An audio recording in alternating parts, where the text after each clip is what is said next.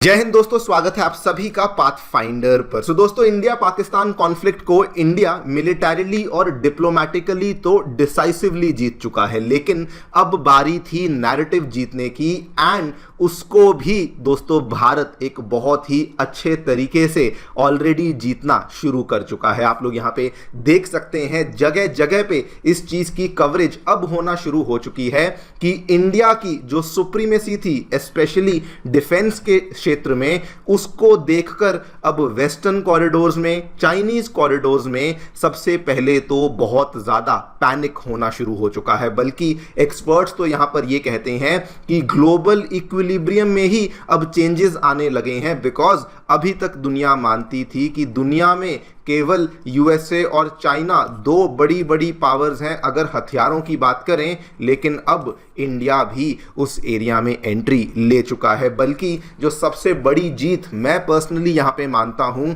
दोस्तों, अगर आपको मालूम होगा, जब ये वाला कॉन्फ्लिक्ट शुरू हुआ था, वेस्टर्न मीडिया की जो कवरेज थी, वेस्ट की जो कवरेज थी, वो इस तरीके से दिखाई जा रही थी कि इस कॉन्फ्लिक्ट में जो भारी डैमेज है वो इंडिया को झेलना पड़ रहा है। वेस्टर्न मीडिया तो बिल्कुल शरेआम पाकिस्तान को फेवर कर रही थी, लेकिन वहां पर भी अब हमें मेजर चेंजेस देखने को मिले हैं। यहां पर आप देखिए, अमेरिका के एक फॉर्मर पेंटागन के सीनियर अधिकारी, उन्होंने स्टेटमेंट क्या दिया कि जब ये कॉन्फ्लिक्ट चल रहा था, पाक दोस्तों एक स्केयर्ड डॉग की तरह भाग रहा था, एंड उन्होंने ही इंडिया से जाकर के सीज फायर की रिक्वेस्ट करी थी। उसके बाद जो सबसे बड़ा चेंज मैं कहूंगा, बड़ी बड़ी न्यूज एजेंसीज, मीडिया हाउसेज, आप मान लीजिए दुनिया के बड़े बड़े हाउसेज में से ये आते हैं, न्यूयॉर्क टाइम्स हुआ, वॉशिंगटन पोस्ट हुआ, ये दोस्तों भारत के ऊपर सवाल उठाया करते थे।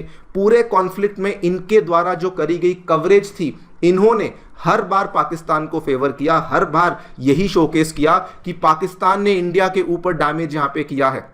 बल्कि जो बातें पाकिस्तान कहता था कि इंडिया के रफाल गिर गए हैं या इंडिया के ये वाला S-400 डिस्ट्रॉय हो गया है, उन सभी चीज़ों को ये लोग भी यहां पर सपोर्ट कर रहे थे, बिना वेरिफिकेशन के, बिना किसी चीज़ के। लेकिन इनके ना केवल बोल चेंज हुए हैं, इनकी हेडलाइंस बदल गई हैं, इनके अखबार बदल गए हैं, एंड इन्होंने अब दोस्तों क्लियर कट बोल दिया है कि जो भारी डैमेज हुआ है वो पाकिस्तान की तरफ हुआ है, एंड इन्होंने भी इस चीज़ को माना कि सीज फायर की भी जो रिक्वेस्ट थी वो पाकिस्तान के द्वारा ही करी गई थी। नाउ ये बहुत बड़ी बात इसलिए बन जाती है बिकॉज वेस्ट दोस्तों, आपको मालूम होगा, अभी तक तो वो लोग ये सोचते थे कि इंडिया पाकिस्तान एक बराबर है, सेम है, कोई फर्क नहीं है, लेकिन अब वहां पर भी एक नैरेटिव बनता जा रहा है कि डिप्लोमेटिकली ही नहीं बल्कि इंडिया मिलिटरीली भी एक बहुत ही ज्यादा स्ट्रांग और बहुत ही ज्यादा आत्मनिर्भर कंट्री है। और यही वाला नैरेटिव अब वहां के लोगों को बेसिकली पहुंचाया जा रहा है। इसी पूरी चीज के बारे में बातचीत करने वाला हूं कि कैसे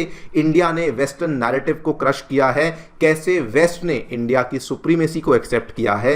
इन्हीं सब चीजों के बारे में जानकारी लेंगे। आइए शुरू करते हैं मेरे साथ। मेरा नाम है अनिरुद्ध। यदि आप लोग हमें फॉलो करना चाहते हैं, हमारे लेक्चर्स के अपडेट्स को प्राप्त करना चाहते हैं, तो यहां पर दिए गए टेलीग्राम चैनल्स के माध्यम से ऐसा कर सकते हैं। दोस्तों, आगे बढ़ने से पहले आपको बताना चाहूंगा, आपकी यूपीएससी परीक्षा की तैयारी को आसान एंड अफोर्डेबल बनाने के लिए अनअकैडमी ने सभी यूपीएससी से संबंधित रिसोर्सेज को निःशुल्क अवेलेबल करवा दिया है। फिर भले वो मंथली करंट अफेयर्स मैगजीन्स हों, प्रीवियस ईयर के क्वेश्चंस हों, एनसीईआरटी नोट्स की समरीज हों या प्रीलिम्स के मॉक टेस्ट हों, इन सभी चीज़ों के जो लिंक्स हैं वो नीचे डिस्क्रिप्शन बॉक्स में दिए गए हैं। कोई भी आपको डाउट है, कोई भी आपको क्वेरी है, आप लोग सीधा स्क्रीन पे दिए गए फ़ोन नंबर्स पे फ़ोन कर सकते हैं, एंड हमारी काउंसलिंग टीम आपको असिस्टेंस प्रोवाइड करवा देगी। All right, so directly coming to the news, क्या देखने मिला है दोस्तों, आपको बता दूं, जब से ये कॉन्फ्लिक्ट चल रहा था, स्पेशली 7 मई के बाद से, जब से ऑपरेशन सिंदूर भारत की आर्म्ड फोर्सेस के द्वारा शुरू किया गया था, जितनी भी ये वेस्टर्न मीडिया एजेंसीज हैं, फिर भले मैं न्यूयॉर्क टाइम्स की बात करूं, रॉयटर्स की बात करूं,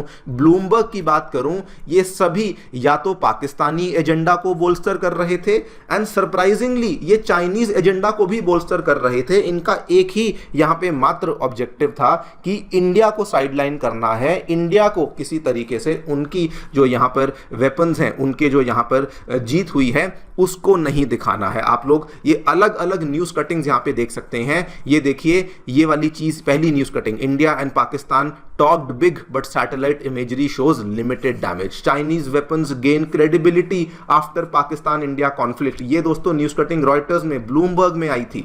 the Indian aircraft Pakistan says it shot down. इन्होंने यहां पर रफाल का कवरेज किया था. उसके बाद ये रॉयटर्स की न्यूज देखिए, Pakistan Chinese made jet brought down 2 Indian fighter aircraft. ये सारी की सारी खबरें इनकी न्यूज आउटलेट्स के द्वारा ही यहां पर भेजी जा रही थी. बल्कि हमारे यहां से रिपोर्टर हैं टाइम्स ऑफ इंडिया से अभिनव राजपूत जी, मैंने इनका यहां पे ट्वीट भी लिया है. इन्होंने देखिए दोस्तों क्या कहा. इन्होंने कहा न्यूयॉर्क टाइम्स जब भी अपनी स्टोरी पब्लिश करता था, स्टोरी के अंदर कुछ और बोलता था, लेकिन हेडलाइन के अंदर हमेशा ही ये इंडिया के सक्सेस को डाउन प्ले करने की कोशिश करते थे. यहां पर भी आप देखिए, ये जब भी इन स्टोरीज को लिखते थे, इसमें सोर्सेस कहां से होते थे? According to Pakistan top diplomat, according to Pakistan foreign minister Ishaq Dar, Pakistan के दावे के अनुसार, वगैरह वगैरह, चाइना के प्रोग्राम के अनुसार. और इसमें कई सारे आर्टिकल्स तो आपको मालूम होगा, अगर आपने देखा होगा, मैक्सिमम जो आर्टिकल्स थे वो पाकिस्तानी ऑथर्स के द्वारा ही लिखे जा रहे थे. एंड ऑब्वियसली जब ये बड़े बड़े मीडिया हाउसेज हैं तो ऑब्वियस सी बात है कि नैरेटिव भी वही चल रहा था. लेकिन अब दोस्तों दिस हैज कंप्लीटली चेंज. सबसे पहले तो आप ये वाली खबर यहां पे देखिए, ब्रिटेन के ही एक एक्सपर्ट ने यहां पे वेस्टर्न मीडिया को ही ब्लास्ट करते हुए कहा है कि जो आपने एंटी इंडिया नैरेटिव को फैलाया, now you can no longer be trusted, because आप हमेशा प्रो पाकिस्तानी बात करते थे, लेकिन सच्चाई असल में कुछ और ही है. बल्कि अब इसकी डिटेल्ड एनालिसिस होना शुरू हो चुकी है. देखिए, डिप्लोमैटिकली, मिलिटरीली हमने पाकिस्तान को डेफिनेटली क्रश किया है, लेकिन अब जो हम कर रहे हैं इसके बेसिस पर वेस्ट और चाइना के कॉरिडोर्स में भी दोस्तों पैनिक होना शुरू हो चुका है. हमने जितनी भी प्रेस ब्रीफिंग्स करी, कई लोग क्वेश्चन करते थे कि अब प्रेस ब्रीफिंग का क्या मतलब है, अब तो युद्ध खत्म हो चुका है, अब तो कॉन्फ्लिक्ट खत्म हो चुका है. दोस्तों उन्हीं प्रेस ब्रीफिंग्स के माध्यम से हमने डिसाइसिवली शोकेस किया कि हमने पाकिस्तान के ऊपर कैसे, कहां पर और कितना कितना डैमेज इन्फ्लिक्ट किया है. बल्कि आप देखिए, ये पूरा का पूरा जो ड्रोन वॉरफेयर इनके द्वारा इस्तेमाल किया जा रहा था, जिसमें पाकिस्तान टर्की और चाइना के द्वारा सप्लाइड ड्रोन्स का इस्तेमाल कर रहा था, लेकिन हमने हमारी प्रेस ब्रीफिंग्स में क्या शोकेस किया कि कोई भी ड्रोन इंडिया के अंदर एंट्री नहीं ले पाया, कोई भी ड्रोन इंडिया को कुछ भी डैमेज नहीं पहुंचा पाया. एंड वही चीज हम हमारी प्रेस ब्रीफिंग्स के माध्यम से पूरी दुनिया को, इंडिया के लोगों को तो ऑब्वियसली, लेकिन पूरी दुनिया को भी बता रहे थे. इंडिया के एयर डिफेंस यूनिट्स ने सक्सेसफुली सभी जगह पे ड्रोन अटैक्स को इंटरसेप्ट किया, फिर भले वो पंजाब हो, जम्मू कश्मीर हो, राजस्थान हो. एंड इतना ही नहीं, हमने अपने एयर डिफेंस सिस्टम से उनकी तरफ से आने वाले जो चीजें थी उनको तो इंटरसेप्ट किया ही किया, लेकिन उसके साथ में जो उनके एयर डिफेंस सिस्टम्स थे उनको भी न्यूट्रलाइज किया इन अ मैटर ऑफ आवर्स. और ये देखकर वेस्टर्न मीडिया हुई, चाइनीज मीडिया हुई, चाइनीज सर्कल्स हुए, ये बहुत ज्यादा घबरा चुके थे कि ये तो सिस्टम्स हमने उनको दिए थे, लेकिन उसके बावजूद भी उन सिस्टम्स को पाकिस्तानी आर्म्ड फोर्सेस जो है वो ऑपरेट कर ही नहीं पाई थी. आप लोग यहां पे देखिए, ये स्टेटमेंट यहां पे एक एक्सपर्ट के द्वारा किया गया था. India openly declared strategic and air superiority over Pakistan, जो कि ना केवल इस्लामाबाद को अनसेटल कर रहा था, बल्कि वॉशिंगटन को, बीजिंग को और इवन अंकारा यानी कि टर्की को भी अनसेटल कर रहा था. ये पावर थी जो कि इंडिया ने यहां पर शोकेस करी थी. और अब तो बल्कि जो दुनिया के बड़े बड़े एक्सपर्ट्स हैं, for example mister Tom Cooper, जो कि दोस्तों एयर वॉरफेयर में एक बहुत बड़ी हस्ती माने जाते हैं, इन्होंने भी यहां पर कहा कि जब एक साइड न्यूक्लियर वेपन स्टोरेज को बॉम्ब कर रही है और दूसरी साइड उसको रिटेलिएट भी नहीं कर पा रही, तो इसका क्लियर कट मतलब है कि इंडिया यहां पर जीत चुकी है. और यही दोस्तों नैरेटिव है जिसका मैं बार बार जिक्र कर रहा हूं कि हमने जो किया सो किया, लेकिन अब जो लोग बात कर रहे हैं वो केवल इसी बारे में बात कर रहे हैं कि इंडिया की विक्ट्री जस्ट डिसाइसिव नहीं थी, बल्कि इंडिया की विक्ट्री ऐसी थी कि उसने पाकिस्तान के साथ साथ वेस्ट को भी, चाइना को भी और टर्की को भी यहां पर क्रश किया है. आप लोग यहां पे देखिए, एक एक्सपर्ट का तो ये कहना है कि ऐसा करने से इंडिया ने जो G2 नैरेटिव है, जहां पर केवल यूएसए और चाइना पूरी दुनिया के इक्विलिब्रियम को डिफाइन करते हैं, उस पूरे इक्विलिब्रियम को इंडिया ने अपेंड कर दिया है, मतलब कि औंधे मुंह कर दिया है, बिकॉज इंडिया का जो मिलिट्री एक्शन है वो यहां पे काफी डिसाइसिव रहा. और अब उसके बाद दोस्तों अलग अलग जगह से कमेंट्री आ रही है।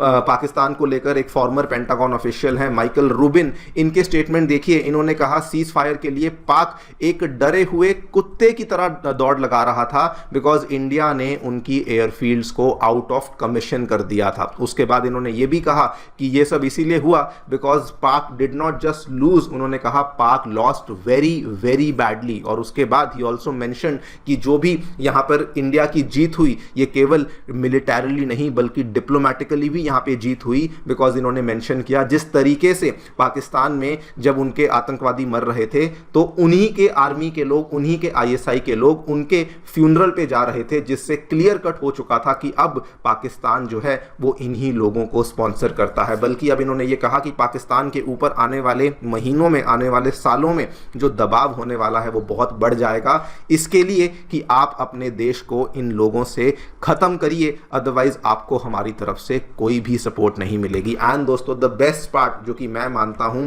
बड़े बड़े मीडिया हाउसेस जो कि जैसे वॉशिंगटन पोस्ट हुए, न्यूयॉर्क टाइम्स हुए, ये दोस्तों जैसे कवरेज कर रहे थे अभी तक, इनकी कवरेज ये थी, ये सिर्फ पाकिस्तानी मीडिया की न्यूज़ कटिंग्स को उठाते थे और उनको ही अपने न्यूज़ में चिपका देते थे। लेकिन अभी इनकी कवरेज क्या हुई, जब ये सारा का सारा मामला खत्म हुआ, इन्होंने वही वाली इमेजेस को दिखाया जो कि हमने हमारी प्रेस ब्रीफिंग्स में दिखाया।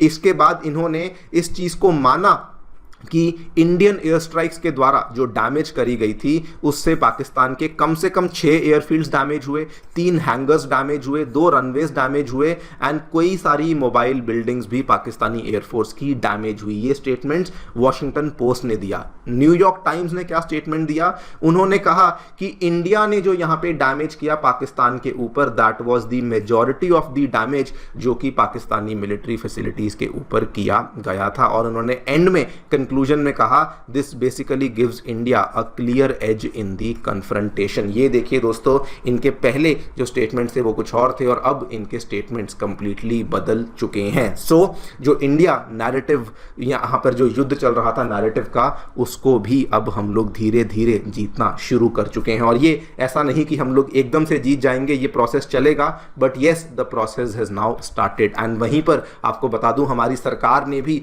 दोस्तों शशि थरूर एंड उसके बाद ओवैसी को चुना है, जो कि पाकिस्तान के साथ हमने जो पूरा का पूरा जो ये चीज़ हुई है इसको एक्सपोज करने के लिए भी अब ये लोग यहाँ पे लग चुके हैं। एंड ये दुनिया के अलग अलग देशों में जाएंगे, अलग अलग लीडर से मुलाकात करेंगे और पाकिस्तान के एजेंडा को भी एक्सपोज करने वाले हैं। ये हमारी गवर्नमेंट के द्वारा लिए गए स्टेप्स हैं just again to win this narrative जो कि वेस्टर्न मीडिया अभी तक चला रही थी। देखते हैं दोस्तों क्या होता है, आपकी क्या राय है इस पूरी चीज़ को लेकर, मुझे डेफिनेटली बताएं कॉमेंट सेक्शन में। Thank you so much for listening. Stay tuned and